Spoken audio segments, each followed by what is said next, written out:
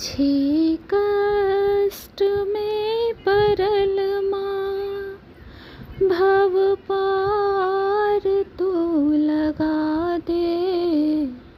नैया डूबैया हमर, करतार तू बढ़ा दे।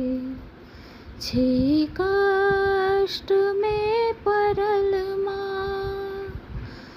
तोरे दुआर कानी नोरक जरा कबाती। तैयो कियन कापै क्षमा तोहर छाती।